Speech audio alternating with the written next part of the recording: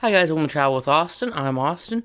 Today I'm going to be doing a review of the AstroAI portable fridge/freezer.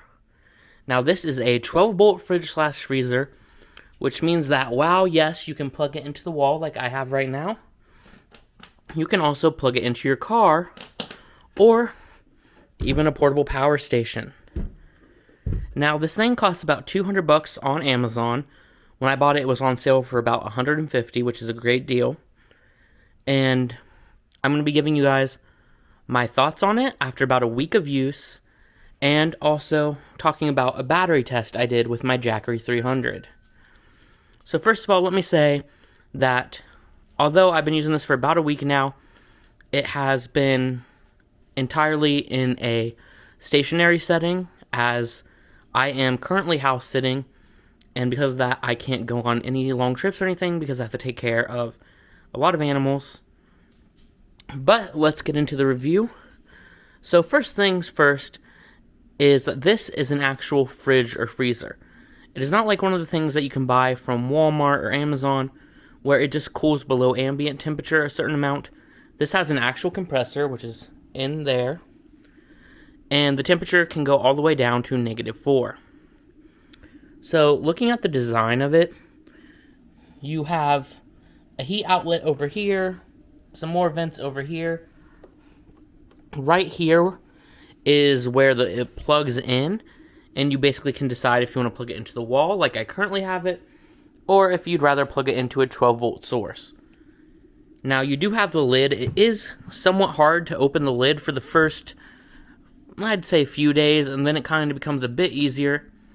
But we can take a look inside. It is 16 quarts, and my estimate was that you could fit about 15 12-ounce soda cans in here. Now, we do have good sealing around the lid here to keep it nice and sealed. I mean, you can see when you seal it, it definitely takes a bit of a pull to get up. Not too bad of one after a few days, but still you'll know that everything is sealed in nicely and that the air is sealed in. There are handles, and then you have your digital display, which we will get into in a moment. Really, the biggest issue with the look of this, in my opinion, is there is so much black everywhere. The lid, the body, and while I think it is aesthetically pleasing and looks good, if you're using this outside for camping or, car living, van life, and you take this outside, it's going to absorb a lot of sunlight, and it's probably going to make this have to work harder to cool things down. So now, let me pull it closer and we'll talk about the digital display. So you have your power button, a settings button, plus button, and a minus button. Now you also do have a USB port to charge devices from. At first I thought that seemed pretty useless, but the more I think about it, if you are using a carport to pre-cool this or cool this while you're driving, and you're already giving up your 12-volt port, this is a good way to still make it so you can charge your phone or other electronic device. Or if you are running this off a stable power source, let's say you're in an RV or something and you're running on shore power, it still gives you another place to charge things. Now on the display, we have the current temp, the current voltage going in. You can see right there it says max, which means it's in max cooling mode, and you can see L. Now, I have it in low voltage protection mode. You can either have it in high, medium, or low. Now, these are mainly for cars, so that your car battery wouldn't get sapped if you left it in there. But my car battery doesn't allow accessories to work when the car is off. So for me, it's kind of useless, and I just turned it to low to make sure it would work better with my Jackery. Now, if you can actually hear, the compressor is running right now. So it is not super loud at all. So let me just take a moment so you guys can hear it.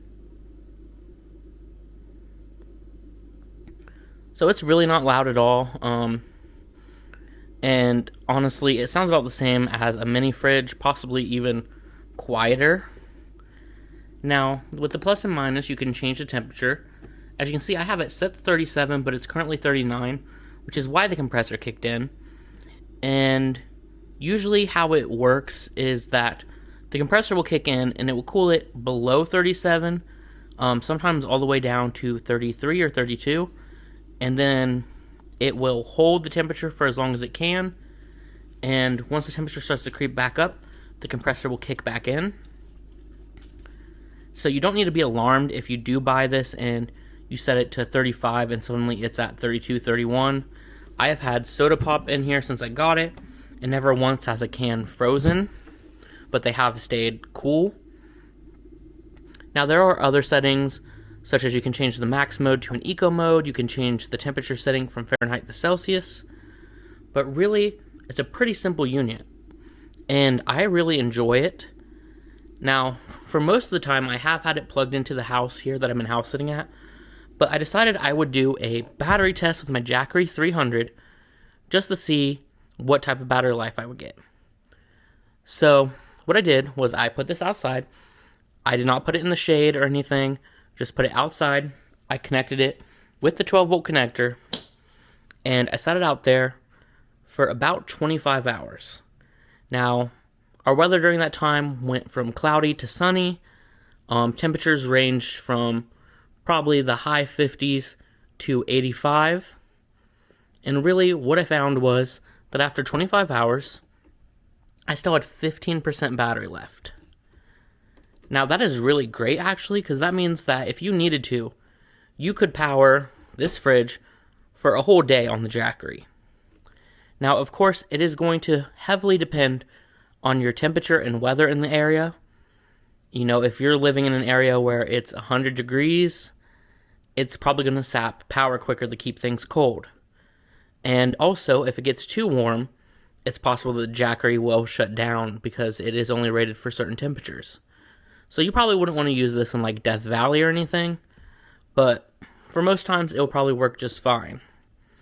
Now, I did pre-cool it for my little test because in my use case, I would have this plugged into my car until I was ready to stop for the night or something, and then I would plug it in.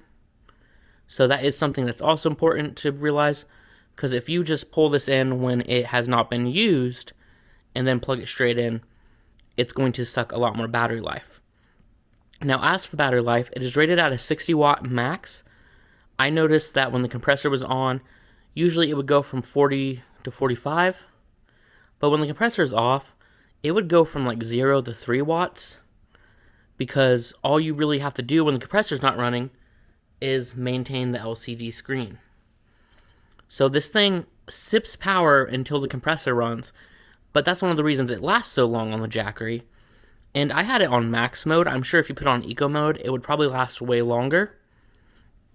And due to the fact that most of the time it is not drawing large amounts of power, I do believe that if you were to plug in a solar panel here and plug in the fridge to the Jackery, you could probably maintain your battery level through the solar panel, charging the Jackery and keeping the fridge alive.